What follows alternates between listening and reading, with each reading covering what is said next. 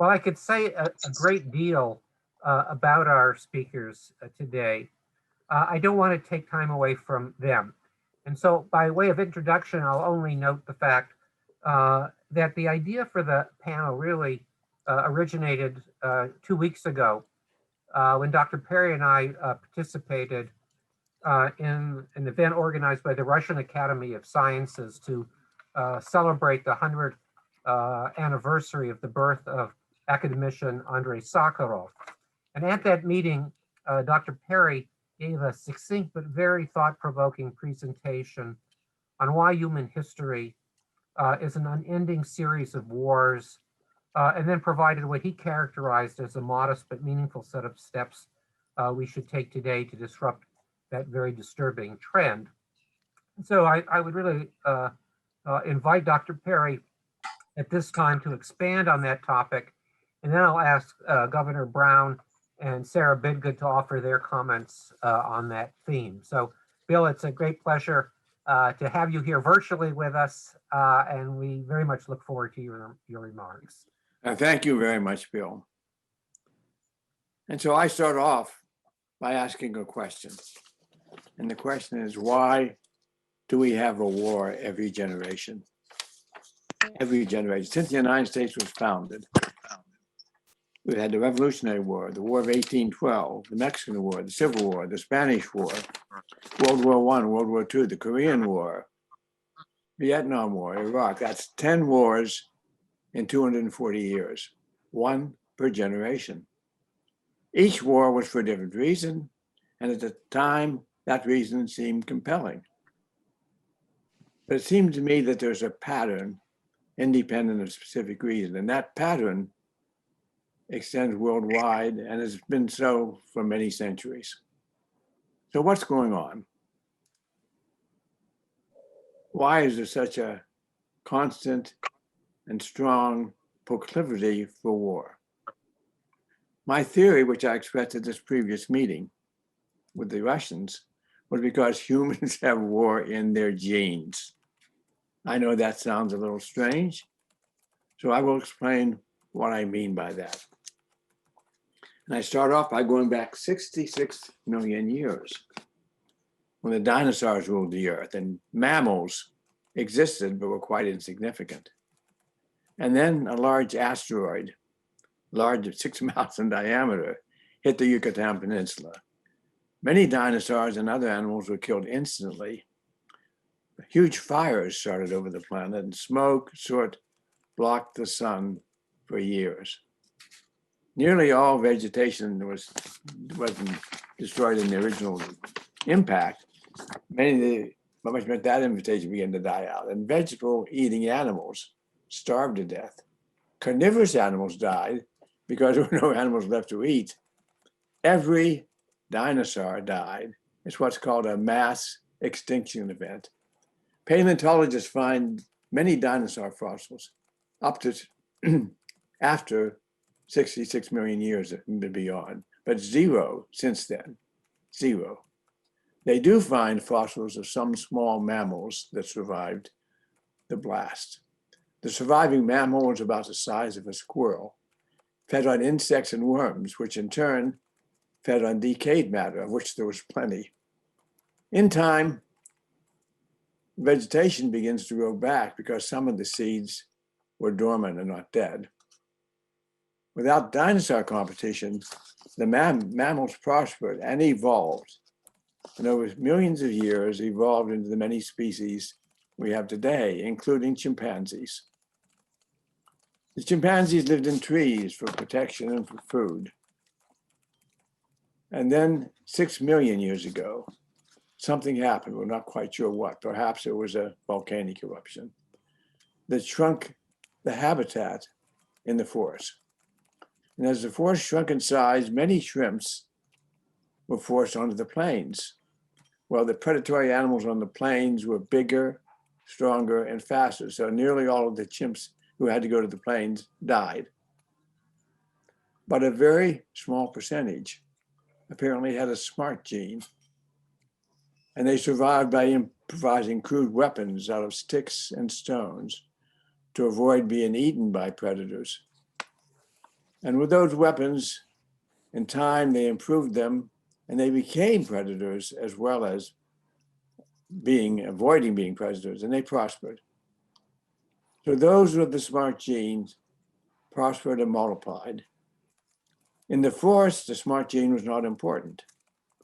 In plains, it was vital, and therefore natural selection favored those shrimps with the smart genes, and they built better weapons and survived.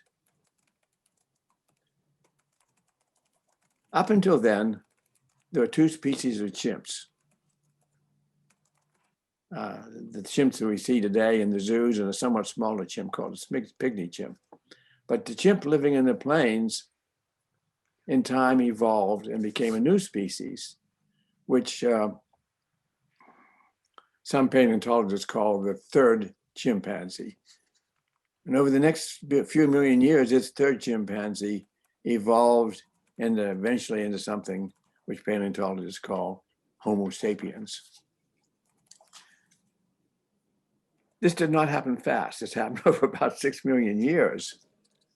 But 6 million years ago was the game changer, where what was a chimpanzee evolved into an upright humanoid that looked a lot like a chimpanzee, but was different in some respects. In 3 million years, it evolved in what's called Homo africanus. 2 million years, it evolved into Homo erectus. And then 500,000 years ago, it evolved into Homo sapiens. Homo sapiens had a brain the same size as ours. If you put them in a business suit and had them walk down the street, nobody would notice the difference. And he had this great brain, but he didn't use the brain for very much. And then this Homo sapiens, and by 50,000 years ago, had evolved into the Cro-Magnon. Still a hunter-gatherer, still made weapons out of sticks and stones, but he had a brain that was capable of doing much more. And it took a while for that to evolve.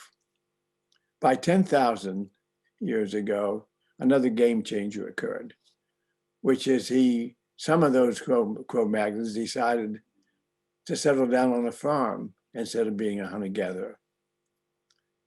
And they began settling towns and communities. Now, what I'm describing, the paleontologists learned by looking at fossils and sophisticated dating processes. So they know what happened, but we don't quite know why it happened or how it happened. And I've offered my speculation that the key was driven by the large brain of man and by the necessity to use it in special ways to survive. So as these humans developed, they made better weapons, they prospered, they formed villages and states, and these states competed with each other for land to live, for access to hunting ground, water, minerals, and they began using the weapons not to get food, but they began using the weapons on each other to facilitate their access to hunting ground, water, and minerals. The city or the nation with the best weapons won the competition and prospered. And that stimulated a race to build the best weapons. After they had settled down, this is about 50,000 years, about 10,000 years ago, after they had settled down, they had time to start doing other things besides growing their own food. And they started doing what we would call today R&D. And some enterprising Homo sapiens of about maybe 7,000 or 8,000 years ago found that they could develop bronze. And with the bronze, they not only made tools, they made swords, spears, armor, helmets, and began to form armies. The country that first did this was Mesopotamia. And as a result, Mesopotamia became a leader of the world. It seemed that the country that had the best technology for weapons became the leader. In time, these same skilled technical people learned how to make tools out of iron, which were better and cheaper than the ones they made out of bronze. They used these iron weapons to great effect. And one particular country, which is Rome, not only had the iron weapons, but they had a strategy, the best strategy for using it, and they in turn dominated the world. The third game changer was the development of gunpowder in the 1600 time period. Guns and cannons were made, and eventually the nation that best learned how to use this gunpowder, which was France and Napoleon, came to dominate Europe. The next game changer came with the development of airplanes and tanks, which were first used in World War I, but used decisively in World War II by Germany, and Germany was being very effective in effectively dominating Europe with those weapons and tactics. Then the United States entered the war. They emulated the German weapons and tactics, but overwhelmed them with numbers. But before World War II ended, the United States developed nuclear weapons. But even after the war, the United States continued the development of the nuclear weapons, and they developed what's called a thermonuclear weapon. This finally broke the pattern that I've been describing you that has really existed for hundreds of years, that a better weapon wins wars. But we had built not just a better weapon, we had built a weapon so powerful that it could not be used or it threatened to end our civilization.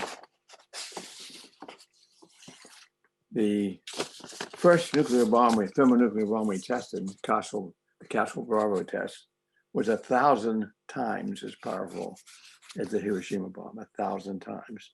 And the Russians went up to us with a bomb 7 times more powerful than that. This entirely changed the dynamics that had driven us since we had first used an improvised spear or stone axe to become a predator. Perhaps this was the final game changer. The H-bomb, hydrogen bomb, broke this war every generation pattern. We had built a weapon that could conceivably cause an extinction event comparable to the asteroid hitting the Earth. We could not fight a war with H-bombs. We could only use them to deter. And so after 75 years, there's not been a World War III. Of course, we can still manifest our war-making gene by fighting small wars, but they have to be non-nuclear wars. So they have to be small and against non-nuclear states. We cannot fight a war against a nuclear state because it might escalate to nuclear. Naturally, that dynamic has created a strong incentive to proliferate, and we now have 9 nuclear nations in the nuclear club, with Iran knocking on the door and wanting to join as well. In fact, it's amazing to me that we've been able to limit proliferation to those few countries, given the strong incentives. The potential for another big war is between the United States and Russia, who have the great preponderance of the nuclear weapons today. I would estimate about 90% of the total nuclear weapons in the world are owned by Russia and the United States. Both countries have adopted a policy of deterrence to prevent a catastrophic global nuclear war. What do I mean by catastrophic? Well, if the US or Russia were to escalate to a conflict of nuclear weapons, what would the consequences be? I'll take a specific example. If each side fired just 10% of the nuclear weapons at each other's cities and nuclear targets, the instant deaths could exceed 100 million, twice as many as happened in 6 years of World War II. All major cities of 2 countries would be destroyed. The infrastructure of the 2 countries would be crippled. But there's more. The burning of cities and forests would create so much smoke and soot in the atmosphere that it would obscure the sun for some period of time. Last year in the Bay Area, we had a midnight at moon caused by the soot and smoke of burning forests in Northern California. This would be like that on steroids. How bad will this get, and how long will it last? We don't really know for sure, but scientists have made computer models where they try to predict it. And these models indicate that the pollution would move up to the stratosphere and circle the Earth, perhaps for several years. That could cause several years of crop failures and the death of much established vegetation, as when the asteroid hit the Earth 66 million years ago.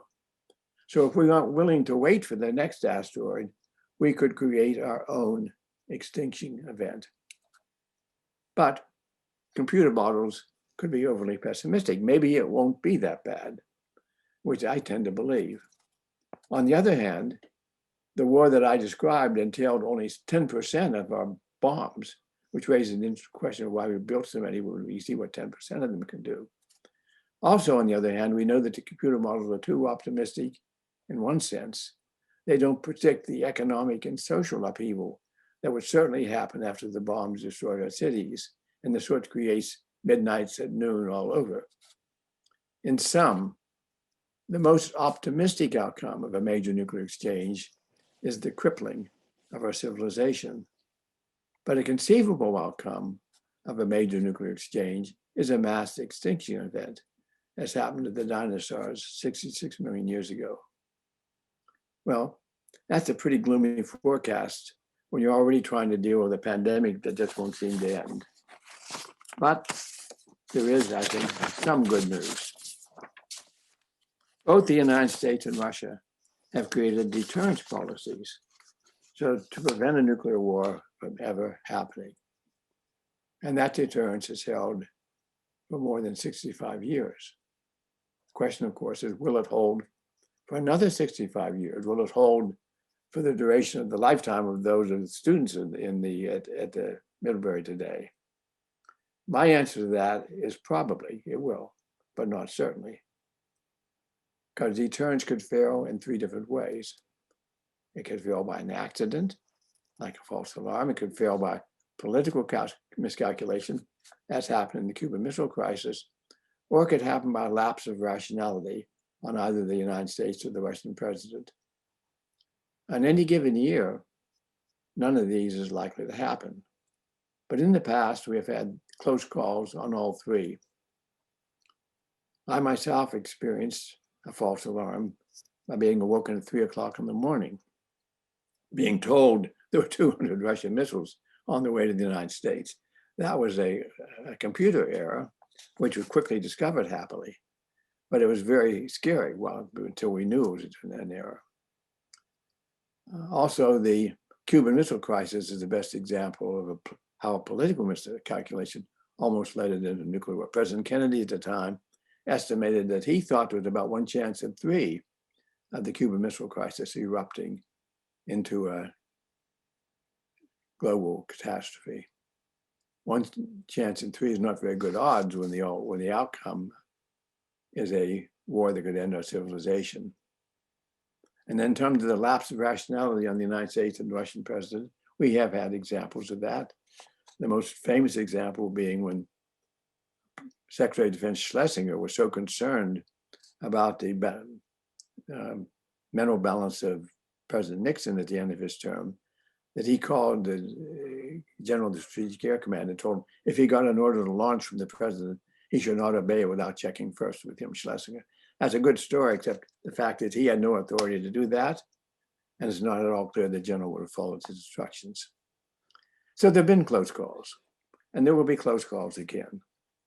But we survived all of those close calls in the past, and the odds are good that we'll continue to muddle along without a catastrophe.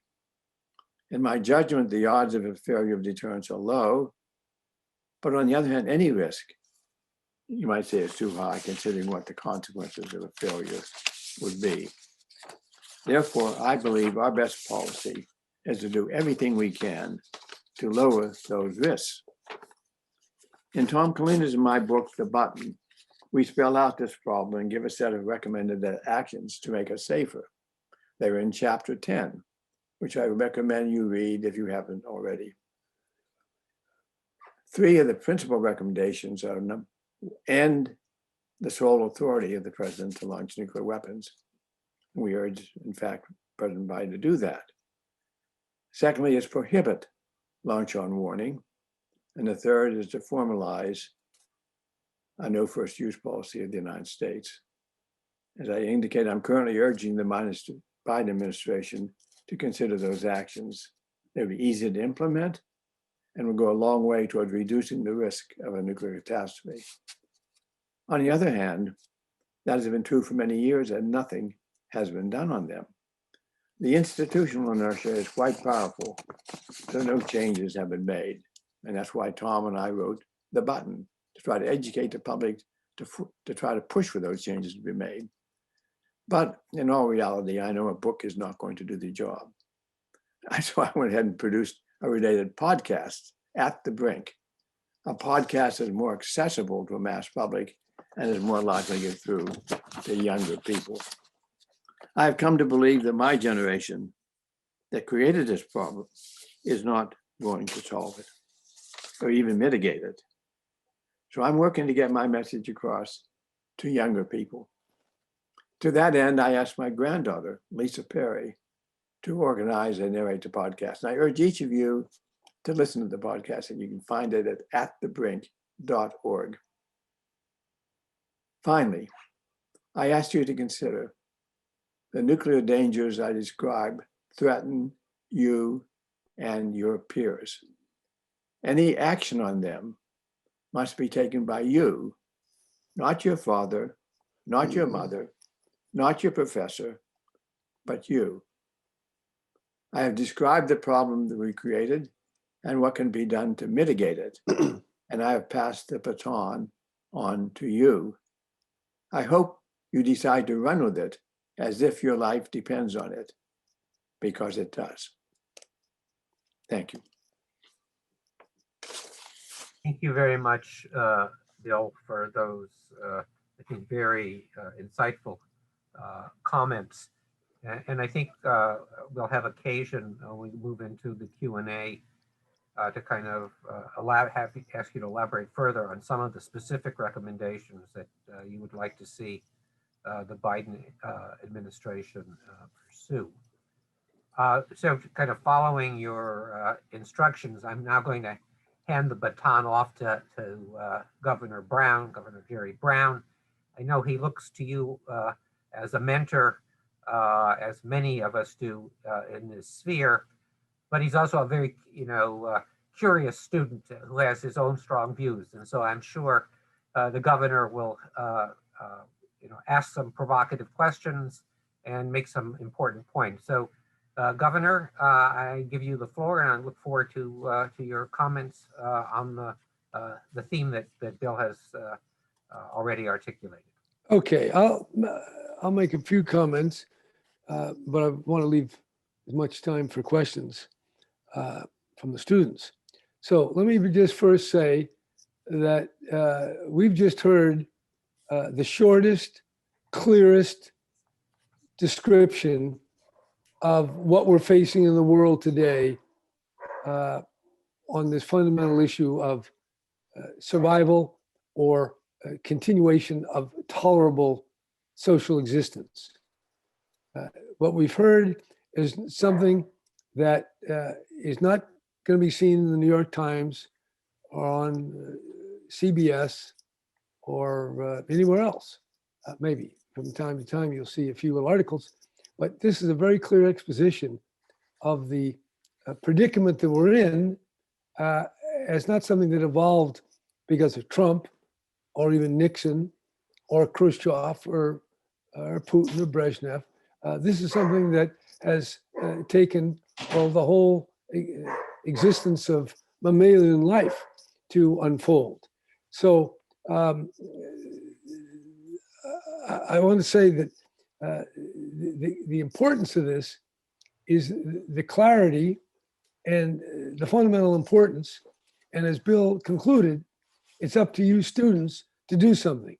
The elders, the people in charge may do something, we hope they do, but without being pushed a great deal further than they've been pushed, not enough is going to happen. We've had fine presidents, both parties, that are intelligent, and they certainly could declare no first use, President Obama could have done that. He could have declared we're not going to launch on warning because our software could fail. That's not an esoteric thought. Bill laid it out very clearly, but it's a topic that is barely discussed in Washington, barely discussed in the Senate or the House of Representatives, and barely discussed at presidential press conferences. So the plight, the predicament of humanity is very clear. We now have not any weapon, but the ultimate weapon in the thermonuclear weapon. And that is possessed by a number of countries, and there are some that are anxious to get it going further. At the same time, compounding the institutional inertia is the fact that the attitude and the communication from the US to Russia and in reverse, and also with China, is one of rising hostility, sanctioning, and pointing out the serious misdeeds and actions in those two countries that we find profoundly objectionable. In that approach, we conveniently ignore the misdeeds of our own country, whether it's the hundreds of thousands of people that have died as a result of the Iraq War, or the millions who died in the Vietnam War, or even the 30,000 that died in the CIA sponsored and supported Contra War in Nicaragua.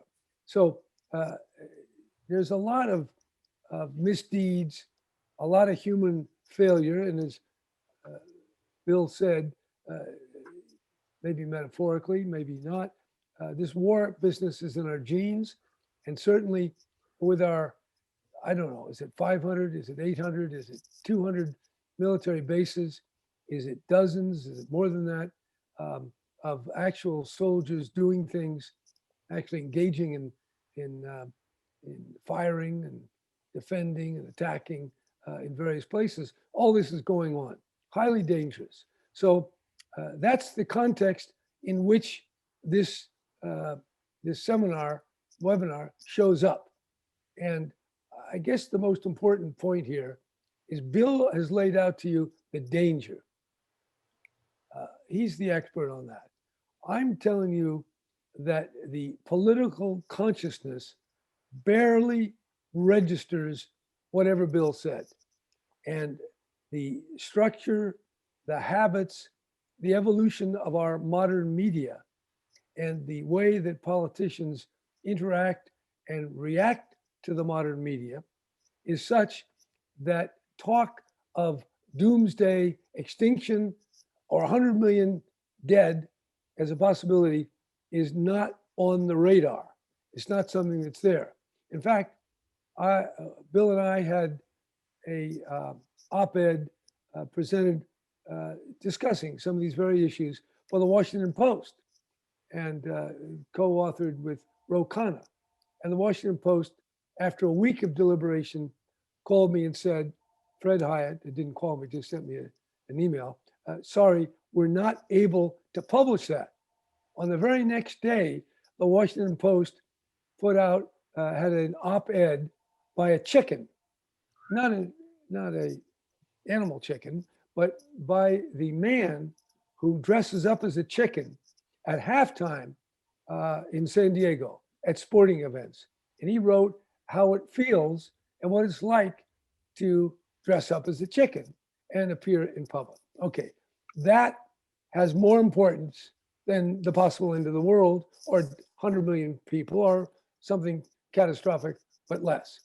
There we are. So just as climate change has come on the scene, and I can tell you, it wasn't very many years ago when I was governor of California, it was impossible to get a reporter to talk about climate change. I actually had a press conference with a number of serious climate scientists at Ames, NASA, there at the peninsula. And we put out a report, a consensus statement of over 1,000 scientists on the danger. There was virtually no news reporting of that event. Now, fast forward to where we are now, there's a great deal of attention. And that's happened because of activism. It's happened because of the fires and flooding and other untoward events.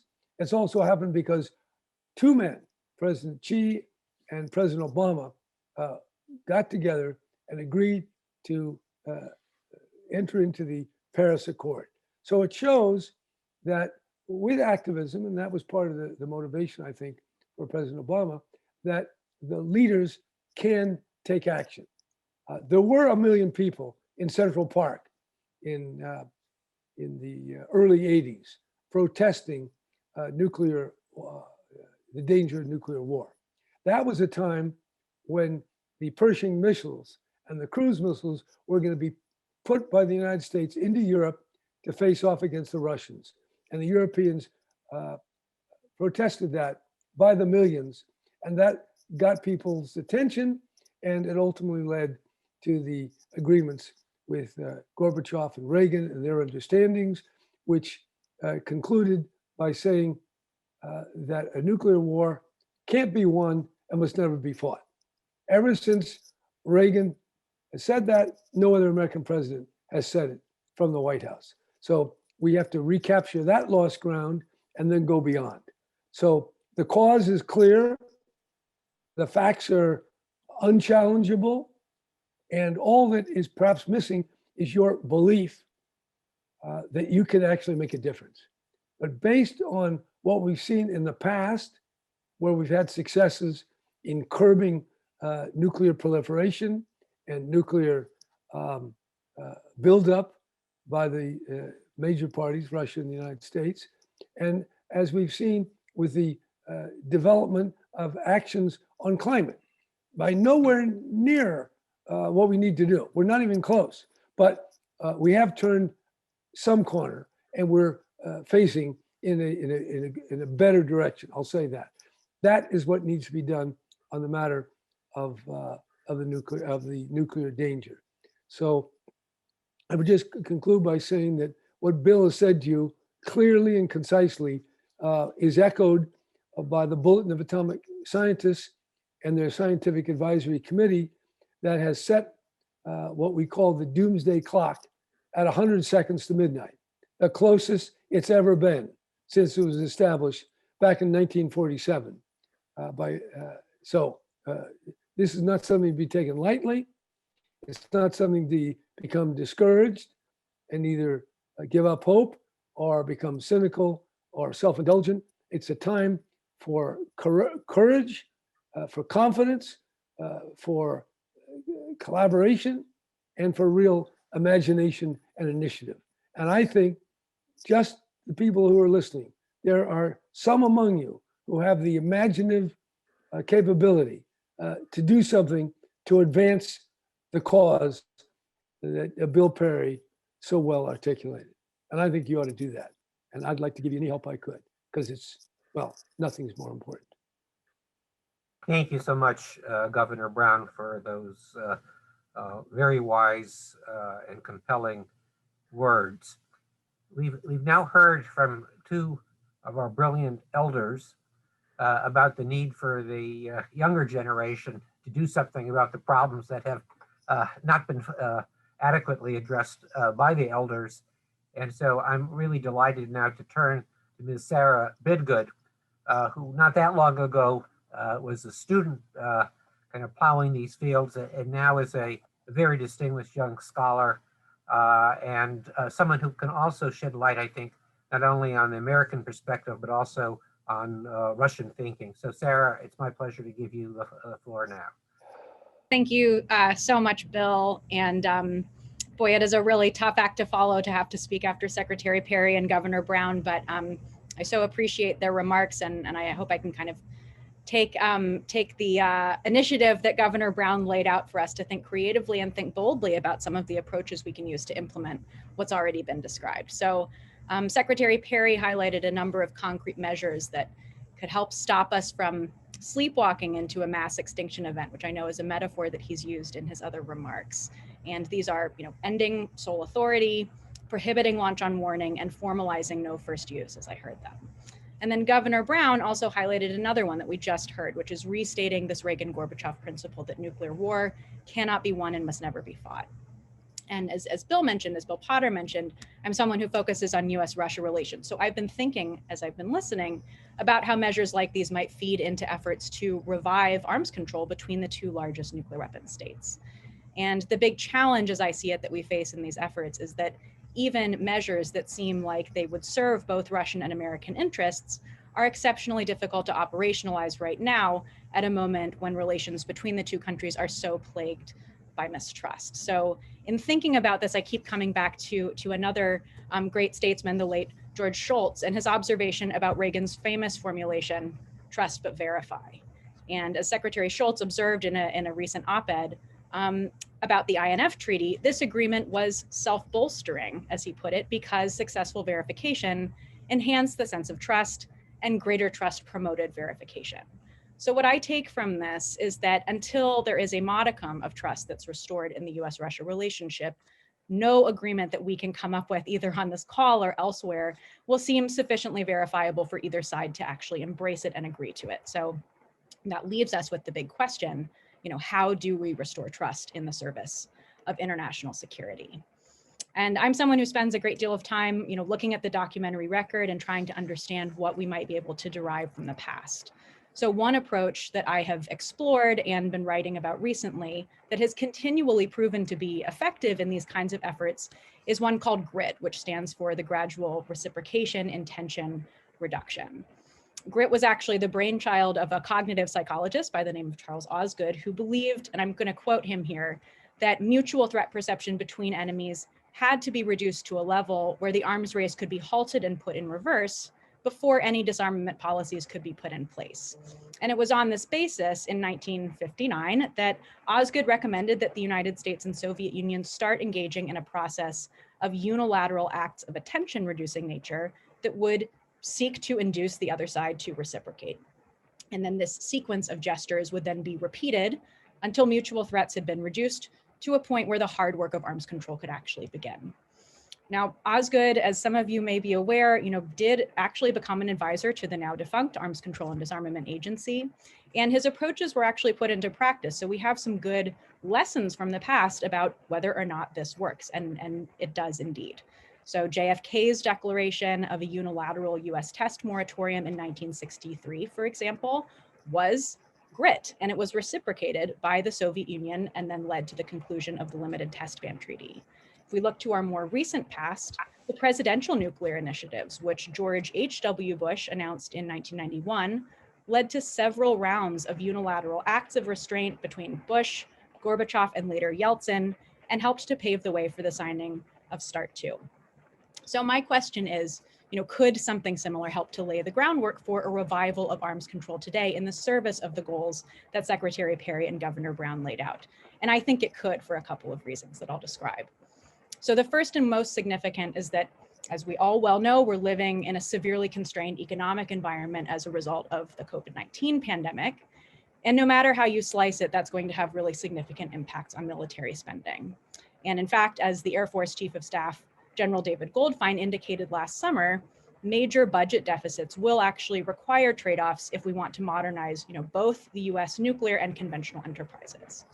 With an approach like GRIT, like what I'm describing, the Biden administration could make these trades, but recast them as military restraint that would be aimed at reviving arms control. The global nature of the economic crisis that's resulted from the pandemic too might also make it more likely that Moscow would respond, because we know that the pandemic is having a significant impact on Russia's military industrial complex as well. The other reason that I think that GRIT is a really useful approach for us to consider right now is that it can help to lay the groundwork for multilateral arms control. Both the United States, including under the new Biden administration, and Russia have expressed interest in multilateralizing arms control, even though we know that they have very different conceptions about what that term actually means. One of the major challenges to putting this into practice, though, is the fact that, as we know, the United States, Russia, and China, to say nothing of the UK and France, all have very different capabilities. The benefit of GRIT is that you don't actually have to have the same capabilities in order to start improving the international security environment and laying the groundwork for legally binding agreements. Instead, You start by exercising restraint as it relates to your own capabilities and inviting the other side to do the same, to take reciprocal steps. These don't have to be identical for every player. So I think Secretary Perry's suggestions are exactly the types of measures that the United States could implement as part of a grid approach. They'll reduce nuclear risk. They're steps that we can and we must take on a unilateral basis. And I think they would help to shore up the international security environment at a time when things are very unpredictable. I can think, and I have thought of, a number of other steps that I think the US could also consider in this context that would meet these same criteria. And I won't go into detail, but I'll just lay out a couple of the ones that I see.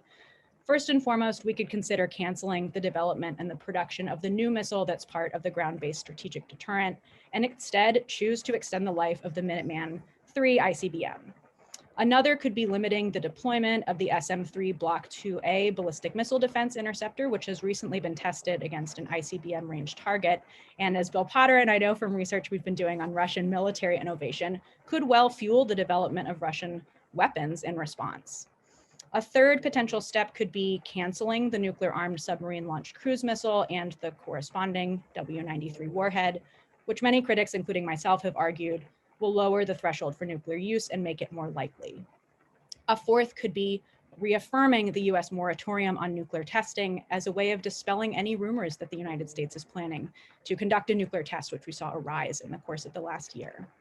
And last but not least, I think the United States could consider scaling down US-led military exercises near Russian borders, which we now know, especially in light of recently declassified documents about the extent of the Soviet war scare in 1983, have the potential to be really severely misinterpreted, especially when relations aren't stable, which is what we're seeing right now.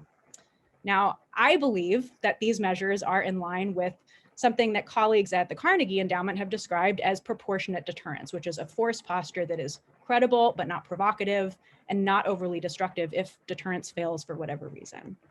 But I recognize that there are going to be plenty of people, and perhaps even people on this call, who think that these steps in the bigger grid approach that I'm proposing is, foolhardy or naive. And it's true that there's no getting around the fact that no matter how you frame it, grit does require making concessions and ultimately accepting some degree of risk without any guarantee of a payoff.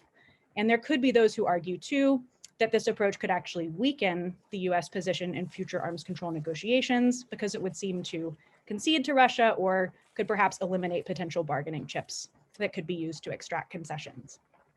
I appreciate these views and I understand where they're coming from, but the bigger question that I keep coming back to as a person who is trying to think about ways to concretely improve this situation is, what other options do we really have? If you fundamentally believe, as I do, that arms control serves the national security interests of both Russia and the United States, then grit gives you a way to get back to the negotiating table. What's more, it's really hard for me to see how the risks of continuing on our current path could be more acceptable to policymakers and the general public than the tried and true approach that I've described here. So for all of these reasons, I think that grit and the approach that I've described, and in line with what Secretary Perry and Governor Brown have mentioned, looks like a smarter bet than a lot of the other options that are on the table. But of course, I'd welcome the reactions of my co-panelists and of the audience, and I'd be happy to answer any questions. So Bill Potter, back over to you. Thanks. Thank you so much, Sarah. I mean, I think your remarks as a young scholar in the field are certainly welcome, encouraging, make me more optimistic about the future, just hearing you kind of articulate the points that you have done so in such a articulate and compelling fashion. there are lots of questions that I would like to address to the panelists. If we were having a dinner, I would do so, but I'm not going to, I'm going to at least try not to abuse my moderator's role here. And so I would encourage individuals who would like to ask a question to our speakers to ask a question, and I'm being very careful in my formulation of my remarks here. I'd like a single question, not multiple questions. And you can designate whom you would like to direct your question to. I will try, the best bet would be if you could put this on using the chat function at the bottom of your screen. But since I have about 7 or 8 different pictures showing different individuals, I'll also try to scan that if you want to raise your hand. But I noticed earlier, and I don't want to put her on the spot, but I'm pleased to do so actually, we have such a distinguished audience as well as a set of speakers. I see the Honorable Rose Gottemuller, the chief U.S. negotiator of the New START Treaty, also is on the call here. And so there were a number of references made to things that might be done in future negotiations, various steps that might be taken in terms of unilateral measures. I want to give Rose a chance either now or subsequently to speak if she would care to do so. So let me first ask Rose, I don't know if you'd like to take the floor now. You know all of the speakers well. We'd be delighted to hear from you if you wanted to either comment or ask a question. So let me first give you the first right of refusal here. Thanks, Bill. I'd already put my hand up on the participants list, so I appreciate the preemptive strike, and it's really an honor to be here with Bill Perry, of course, Dr. Perry, and Governor Brown, and Sarah Bidgood, whose work I have a great deal of respect for. I was just going to say that great minds seem to think alike, Sarah, because there are a number of people now thinking about grit and thinking about exactly how to reach back to Osgood's very good work, use some of those precedents, and start to rebuild our discourse, first with the Russian Federation, but also using it as a way to reach out to the Chinese and to perhaps some of the other participants we need around the table, eventually extending to all of the P5 plus the South Asians, India and Pakistan, also thinking about whether this could apply to the issues that we have in trying to engage with Iran and North Korea. So I really think it's a good history to recollect. It's a good set of precedents to consider, and that this notion of some small initial steps to get us moving might indeed be very helpful. The question I have is, in your knowledge or recent communications, do you know if anybody is talking about this outside of the United States? Are the Russians talking about it, for example? Is this history something that they are positive about and might be willing to pick up on rather early? Thank you very much, Rose. Let me again, I don't know, and Caitlin, you may have to help me here if I'm missing things. I don't see either Rose's question or others on my chat function here. So if other people are trying to ask questions and I'm not seeing them, please raise your hand and I'll try to take note of them. But in the meantime, as I search for other questions, let me give the floor back to our panelists who may comment on what Rose has mentioned, or others have mentioned, or perhaps they're stimulated to add any other remarks. So Bill, Governor Brown, Sarah, if any of you would like to take the floor. Bill, let me give you the floor first since you spoke first, and perhaps you'd like to say a few words in response to other remarks that have been given.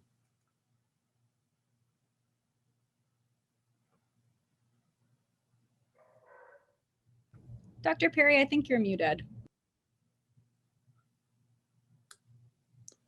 I was quite impressed with both Governor Brown and Sarah's talks. And I particularly want to refer to Sarah's recommendations at the end of things that relatively small, easy steps that we could be taking right now. And I want to associate myself with it. Each one of those, all of those, I thought they were all very good points. They represent a small investment with a potentially high payoff. So I'm all for it. Thank you, Bill.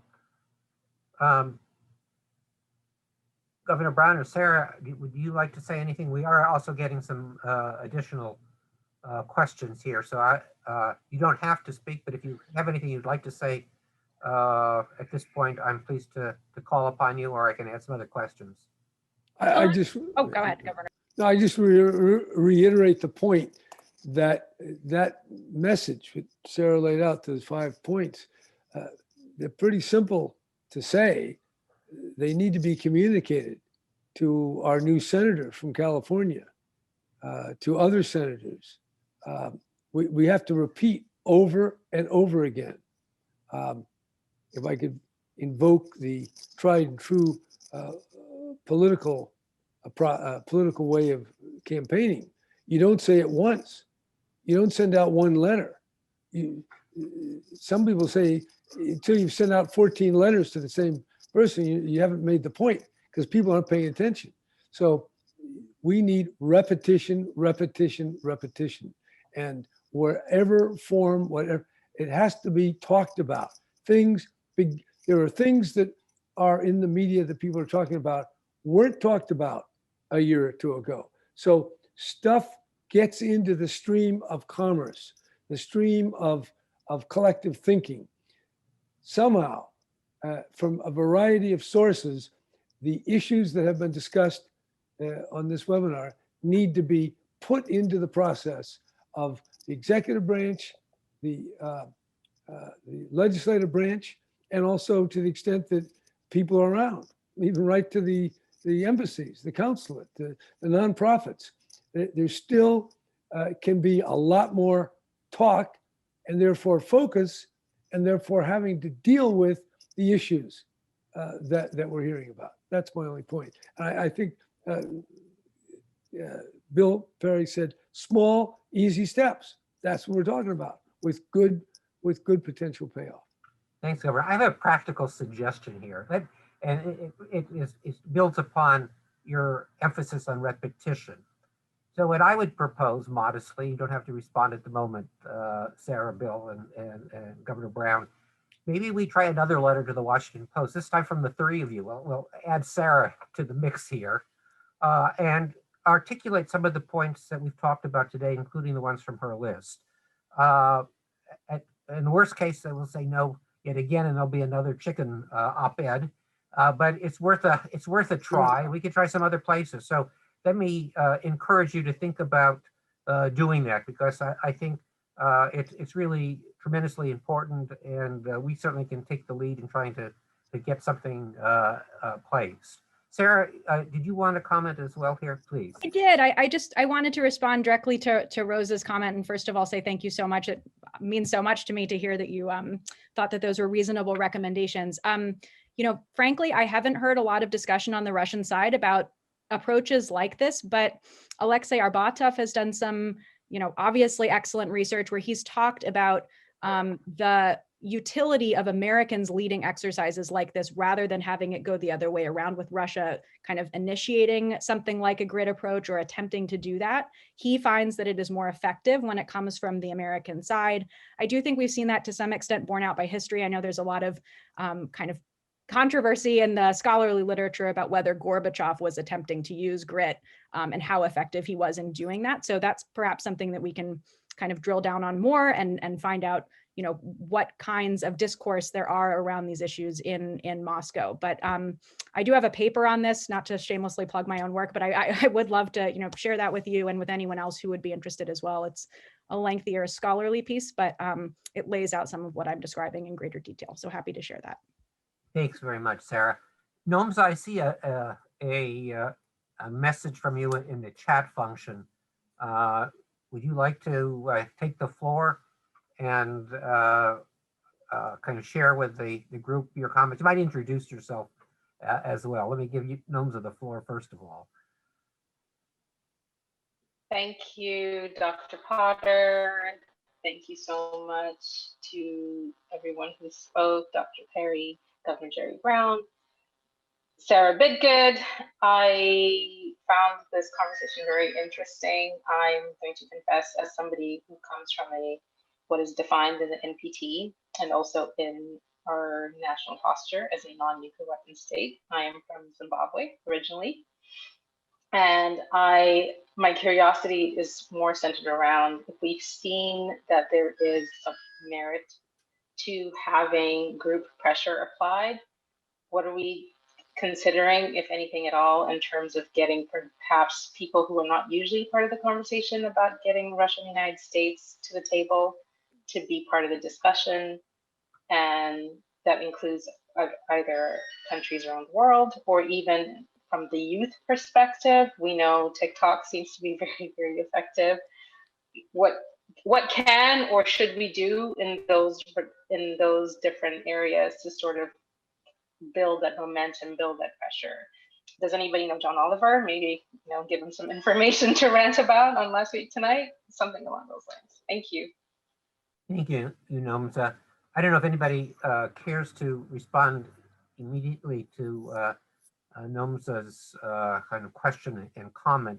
Um, Maybe what I'll do here, let's take a few more questions.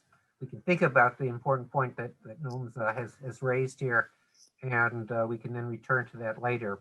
I do notice in the chat a number of questions which,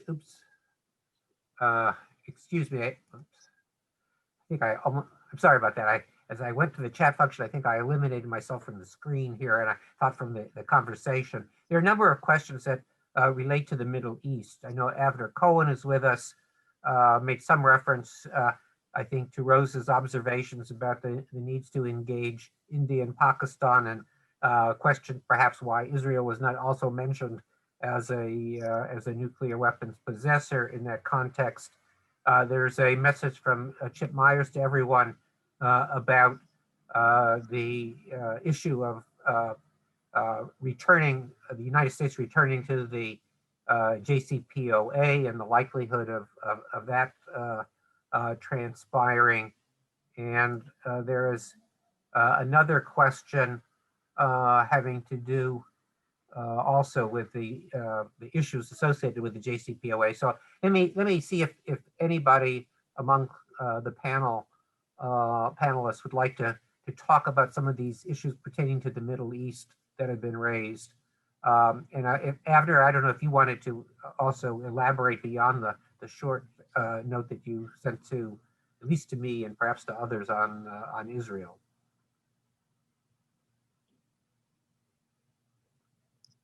But I don't hear Avner intervening. So let me see. Any of the panelists want to talk about the situation in the Middle East and nuclear issues? Okay, nobody's jumping in here. I'll just make one comment on that. And that is that if a war were to break out, military conflict were to break out between Israel and Iran, I think it has a high probability of going nuclear, and I think it has a high probability of extending to the entire Middle East. In other words, it would be a world-class disaster. Thank you, Bill. Let me, there's some more questions that are popping up here. I'm going to read two more and then see if anybody would like to comment. Or actually, let me call upon the, I have Jasmine Owens and Ian Stewart. Would the two of you like to introduce yourselves and ask a question, and then I'll turn it back over to the panel. Jasmine, if you're still there, do you want to take the floor and express your view? Sure. My name is Jasmine Owens, and I'm currently a fourth semester non-proliferation and terrorism studies candidate at MIS, and I also work at CNS with Sam Meyer on the NTI website. And I had a question in relation to NOMSA's. The messaging around nuclear weapons isn't great. Oftentimes, the general public doesn't really care about them because it doesn't seem like a relevant issue to them. And I can see that a lot, especially amongst people my age and younger. And so I wanted to kind of re-up NOMSA's question about like how you think we can get, or I guess how we can improve the messaging around nukes to better kind of engage the youth, but as well as how can we improve the messaging within the administration to better, I guess, kind of promote future arms control initiatives like GRIT that Sarah mentioned. Thank you, Jasmine. Let me take Ian's, and then I'll turn it back to the panelists. Thanks, Bill. So I'm Ian Stewart, the Executive Director of CNS in Washington, DC, and this is sort of a kind of a DC centric comment come question, which sort of is the China question, actually. And in fact, to the extent that I see these types of issues being picked up in House and Senate, it is kind of focused on the the China aspects of it. And actually, my sense sitting in DC is the kind of the China threat theory and the kind of political consensus around countering China as a threat is kind of driving thinking, probably more so than more traditional arms control, strategic stability type thinking. So I guess the question that comes from that is like, well, so there is a question about how those two kind of marry up against one another.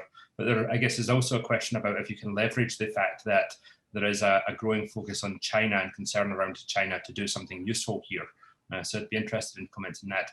And Bill, if I can just flag that Virginia Kerr had a hand raised in the chat that you might have missed. So that was a hand raise feature rather than a comment in the chat.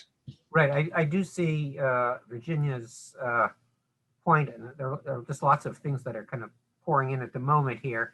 Let me do the following. I know that Governor Brown in particular has great interests on Chinese nuclear questions, the U.S. Sino-U.S. relationship, and so if you wanted to either comment in response to your question, Ian, or pose some other issues, because so far we've talked more about the U.S.-Russia relationship.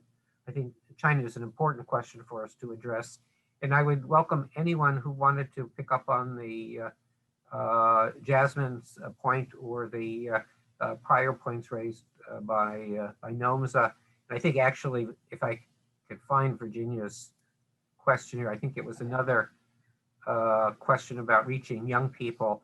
So Virginia, let me give you I'll kind of give you the floor if you want to express a more specific question, and I encourage the panelists to try to respond to some of the questions that we collected.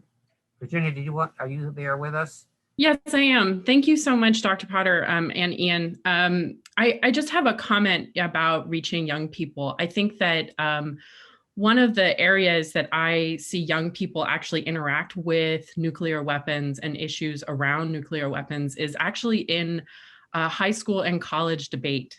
I coach high school debate, and I competed in debate when I was in college, and it is one of the few places where students are actually encouraged to think through a lot of these issues.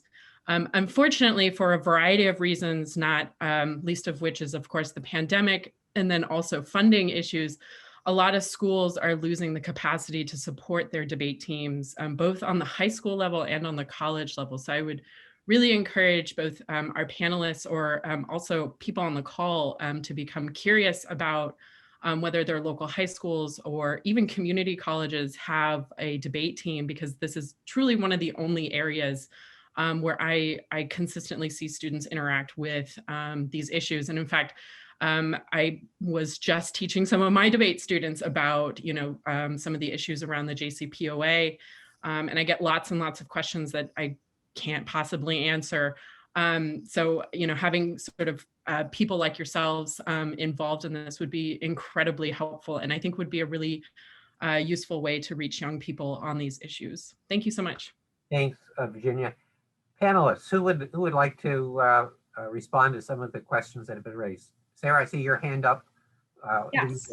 First. Thanks, Bill. I'm happy to pick up on the questions relating to engaging young people, since not only is that such a kind of important part of the bigger mission of CNS, but that's also something that we tend to do quite regularly as part of an initiative that we lead at CNS called the Young Women in Non-Proliferation Initiative. So I feel like I have gotten some good insider insights into what students find to be compelling in terms of how they can access nuclear weapons issues and feel like they really have the ability and authority to engage around those important questions. So one of the things that I think is absolutely fundamental is for us to stop talking about nuclear weapons in ways that are so abstract. I know that's not a new point. Many of us on the call have read and love Carol Cohn, and that's something that she pointed out in 1987. But I think, there are ways in which we tend to talk about nuclear weapons that are deliberately inaccessible, or that are just geared at a policymaking or a wonk audience. And those aren't really the ways that you bring people who are already intimidated about the subject matter into a conversation. So if we're thinking about ways to help either diversify the voices who are involved in discussions around nuclear weapons, or think about other ways to make people feel like they have some right to be a part of those conversations, I think step one has to be changing the way that we talk about them and making discursive changes. The second thing that I think is really important, and I'm saying this, completely driven by my own personal experience, which is a great way to make sweeping generalizations about others. But I, came from a humanities background. I studied Russian language and literature at the undergraduate level. And candidly, I felt like I didn't have a lot to offer by way of my own kind of ideas when it came to nuclear policy issues. When I first started trying to apply my expertise in this space, I felt like the best approach for me is to kind of learn what others have said and try to pick the viewpoints that I think are the most important and, repeat them. And it took me a while to realize that actually my strength is bringing in these experiences that I've had and this background that I have in other places to these conversations to look at them in new ways. And so I would encourage those of you who engage regularly with young people to help them think about the ways that their own skill sets are useful and applicable to our field, and not to change their skill sets in such a way that they need to build something entirely new in order to be part of the conversation. So those are just a couple of concrete approaches that I have found to be particularly helpful and useful when I'm talking to people who don't spend all of their time thinking about these issues. And I hope that's helpful to somebody. Virginia, I love your comment about debate. I think we've talked about this before, and that's something where I'm really interested as well. So maybe we can brainstorm there. Thank you so much, Sarah. Governor, would you like to say a few words about the China situation? And Bill Perry, who was kind of instrumental in dealing with issues in Asia, both China and also DPRK. I want to make sure that Bill has a chance to talk about this as well. But Governor, 2 points. One on the debate. The National Forensic League, as I recall it from high school, picks one topic. At least they used to pick one topic a year, and certainly it might behoove you, Bill, to contact the National Forensic League and maybe let's put a nuclear topic for the year, and then the students all over America will talk about that and how you put them on the, So that, I think that's an important topic, and I certainly think debate, spreading that possibility sounds good to me. As far as China goes, I have been spending a lot of time on this.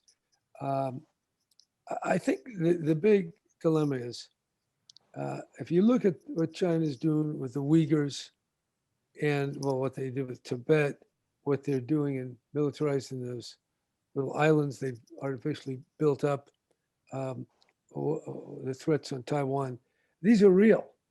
Now, the question is, can we also deal with climate change and nuclear issues at the same time? What is our obligation to, the Uyghurs? I don't know what's going on there.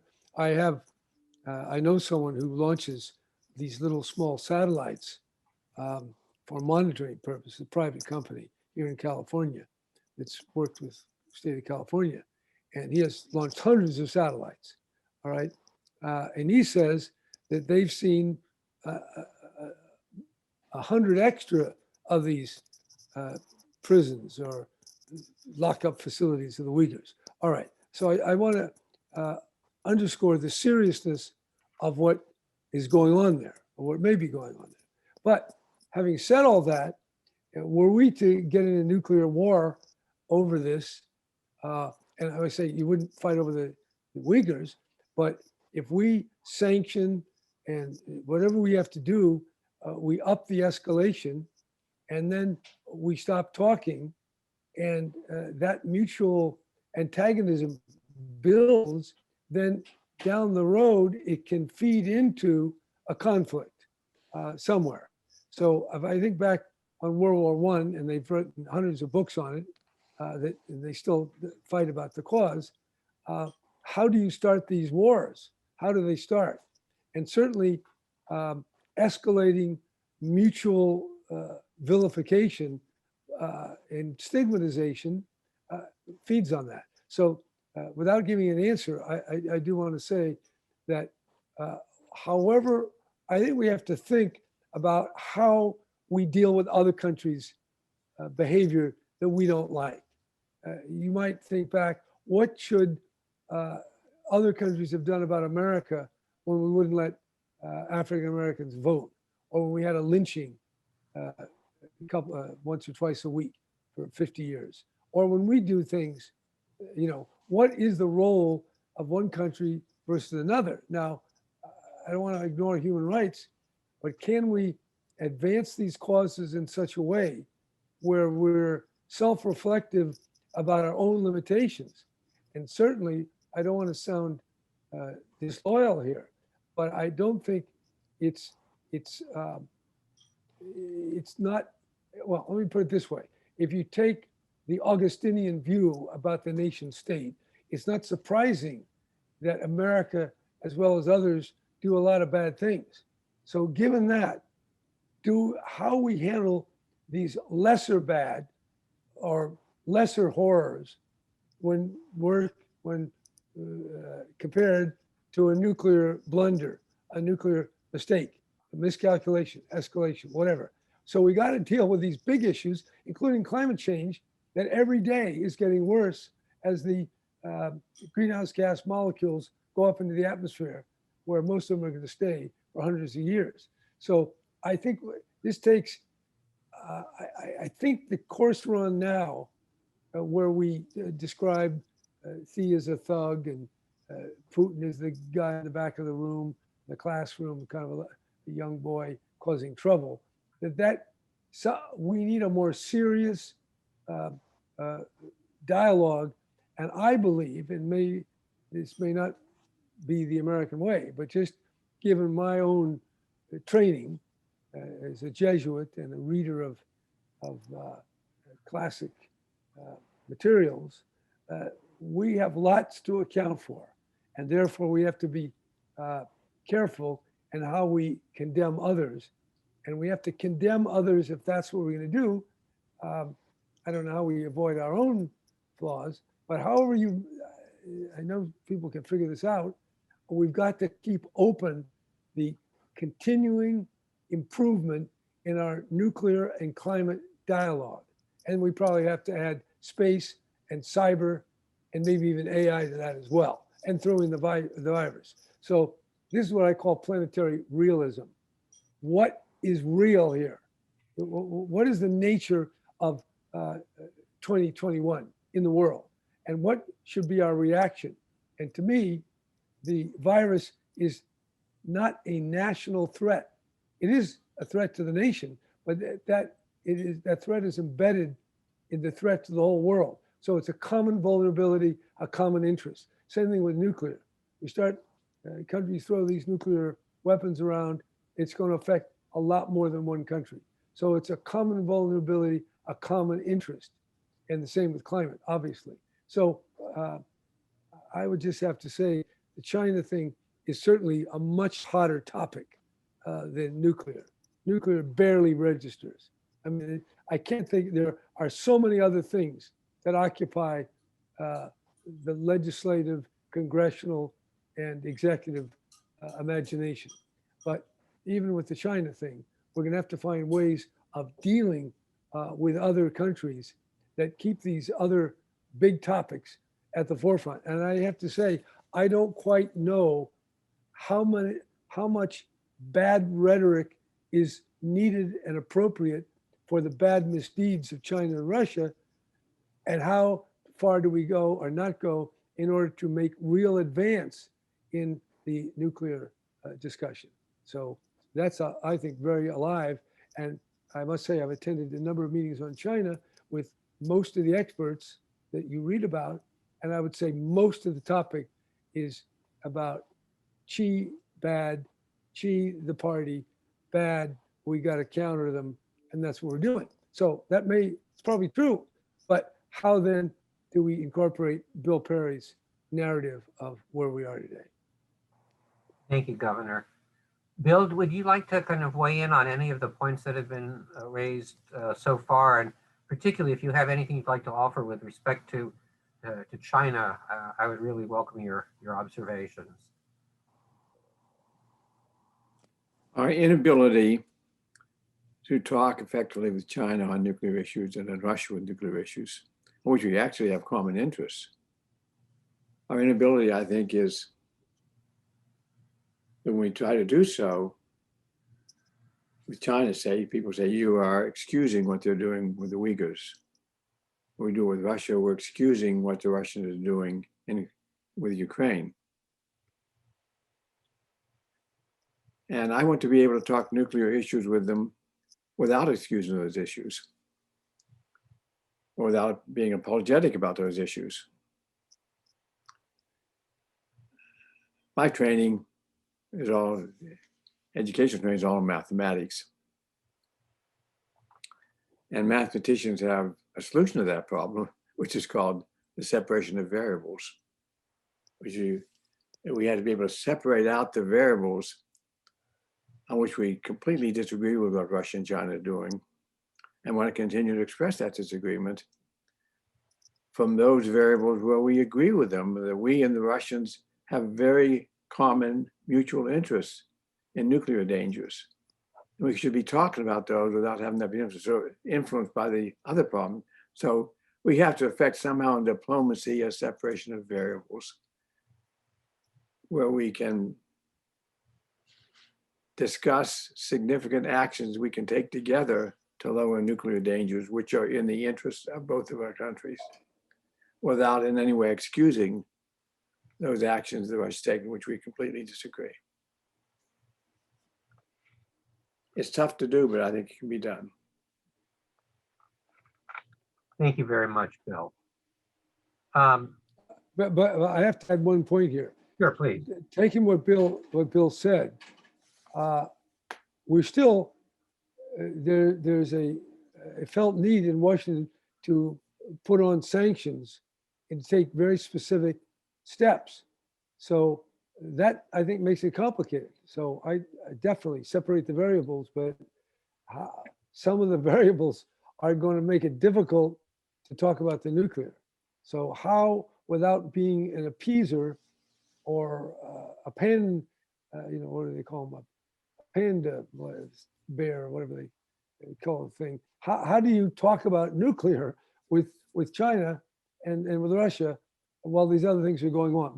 What is the good, moral, human, American thing to do vis-a-vis Hong Kong, Uyghurs, islands, Taiwan, Crimea, Syria, whatever, vis-a-vis the Russians and the Chinese? I think that is an unexamined topic, putting it like, wow, nuclear, we got to talk about it. Yeah, these other things, I think there is a hierarchy. And what, how you do that, how you can, do we defend Taiwan? Is it ambiguous? Is the war worth it? What kind of a war? Can we have a small war? Can we avoid the war? What is, boy, these are hot, very difficult. But I thought I want to at least complicate the issue just a little more because I think that reflects the truth of what we face.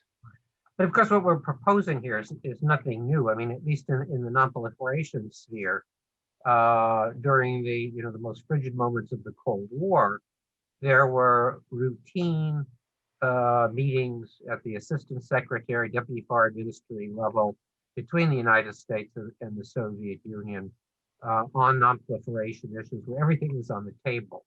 That didn't preclude other conversations that might be very contentious on issues with which we had great disagreement, but it was still possible to carry out on a regular basis these conversations. And I think that's what we have to return to in the mill-to-mill area among nuclear scientists, and certainly among our diplomats. And I would argue that same kind of an interaction needs to go on with China as well, although we don't have quite the same history of that kind of routine interaction. Let me turn to a few other questions here. I know Jeffrey Knopf had sent a message earlier. Jeff, would you like to ask a question or make an observation? Sure, I can comment very quickly. Thank you very much, Bill, and thanks to Secretary Perry and Governor Brown and Sarah for your great comments. Extra pleased, if I can do a small pat on the back, extra pleased to see Sarah mentioning grit. I am guessing that's something you learned from the class you took with me, and so it's fabulous as a teacher to see a student running with a concept and doing really good work with it. I mean, the common thread here is how do we reduce nuclear dangers, right? That any move to the nuclear brink or crossing of the nuclear brink and nuclear exchange, has the potential for just unimaginable levels of just death and destruction. And putting this like super simple-minded, it seems to me that you have one set of measures that are sort of top down, right? How do you get elites and political leaders not to do stupid things, right? And then another set of measures that are more bottom up. How do we mobilize young people, grassroots, to put pressure on leaders from below? And both of those really matter, right? They're both important. And I've done work in my own academic career in which I think also that both of these are possible. At the moment, my own preoccupations are a little bit more on the elite focused, top down. I think young people have a lot of things competing for their attention right now: climate change, gun violence, racial equality, whether America will stay a democracy. So getting them to also take up the nuclear issue is challenging. So most of what we have to do is think of things that would encourage and incentivize leaders to sort of tap on the brakes, right? If there's a crisis or a dynamic that's moving us closer to the nuclear brink, what do we do to keep people from going over the edge? So one set of recommendations is the very sensible stuff that's in Secretary Perry's book with Tom Collina, which I view as being more institutional in nature. Don't let the president make the decision by him or herself. De-alert, don't have launch warning, et cetera. So the only other thing that I would throw onto the table is that I think there are also things we can do to encourage self-awareness, self-restraint, self-deterrence on the part of leaders.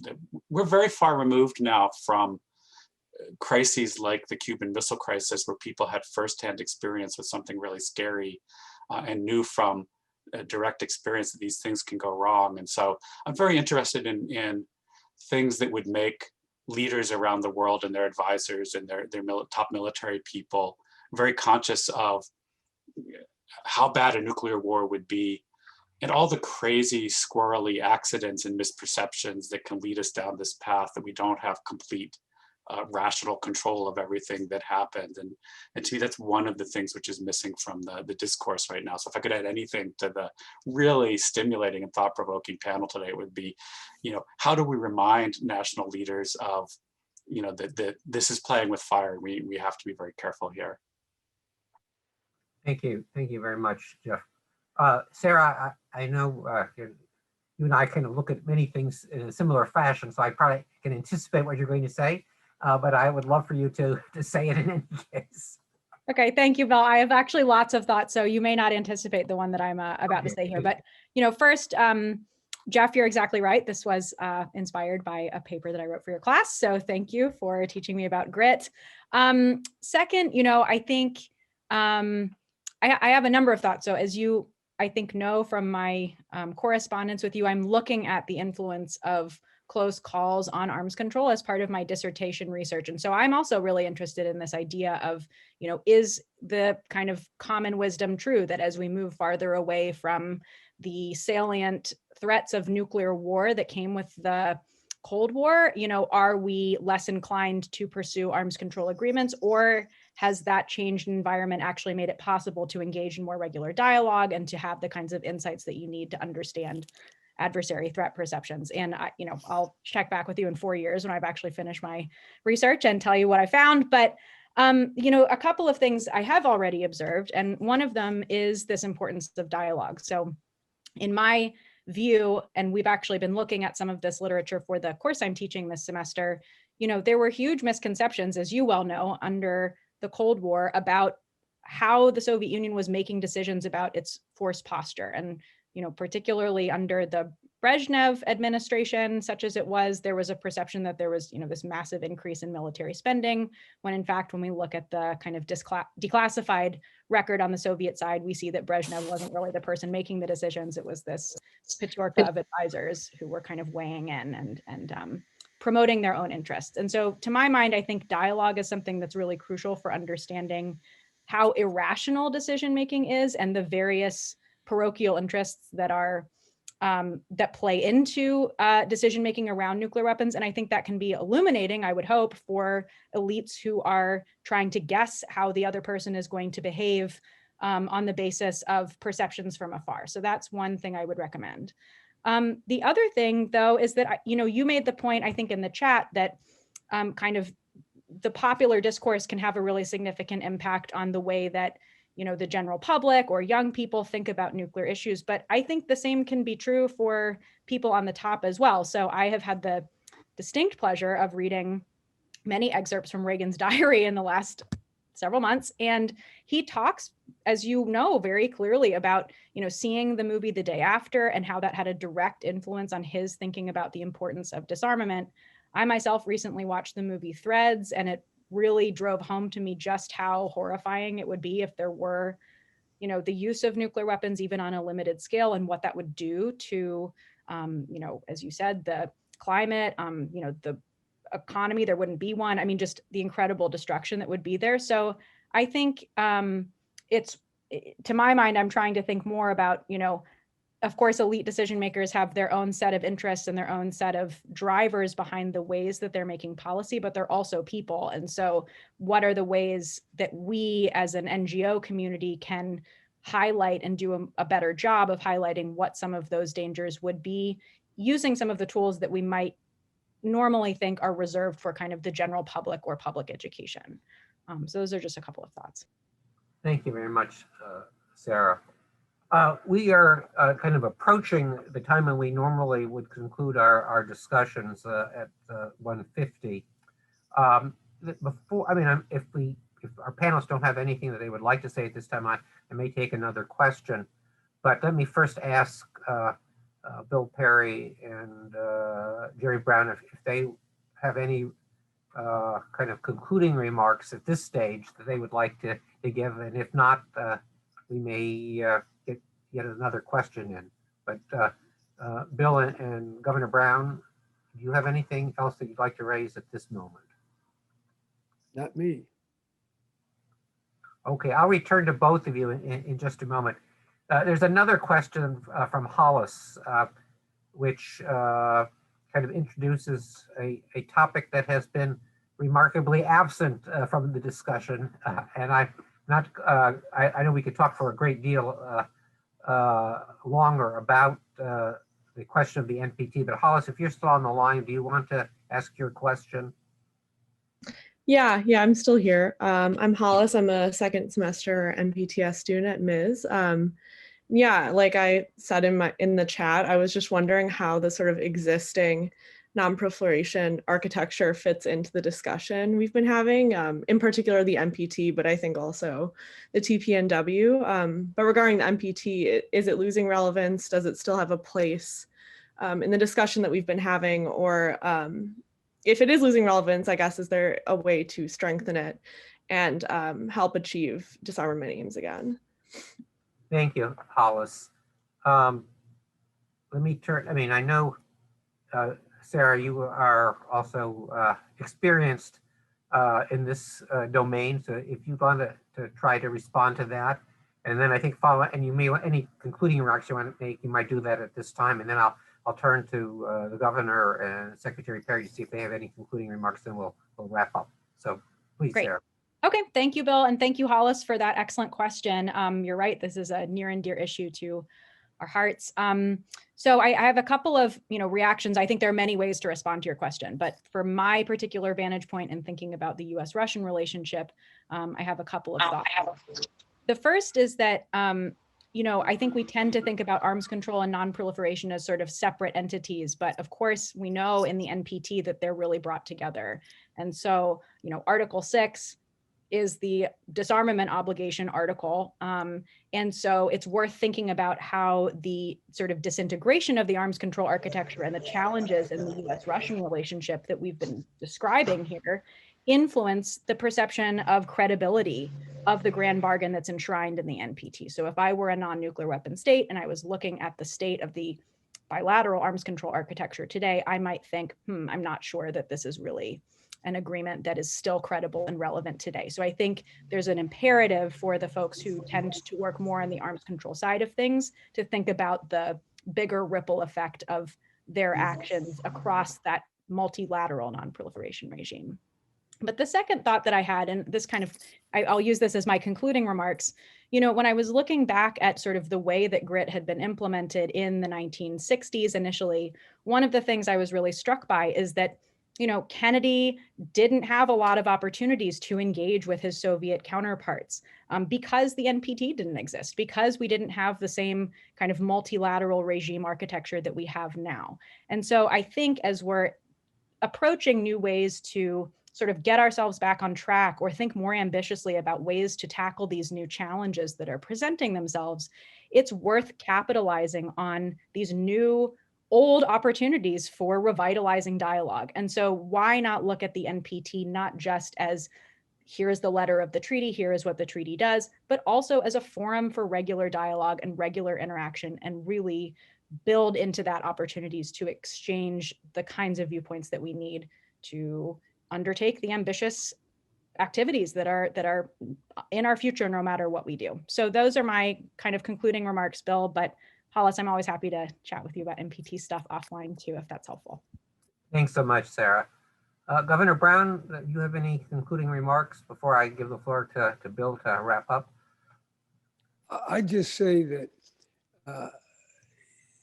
that I perceive that the foreign policy orientation in Washington, and I'll leave it at that, including Democrats, the president, congressional leaders, is profoundly, I don't want to say profound, that's too strong, but has the odor of Manichaeanism, the deep separation between good and evil, black and white.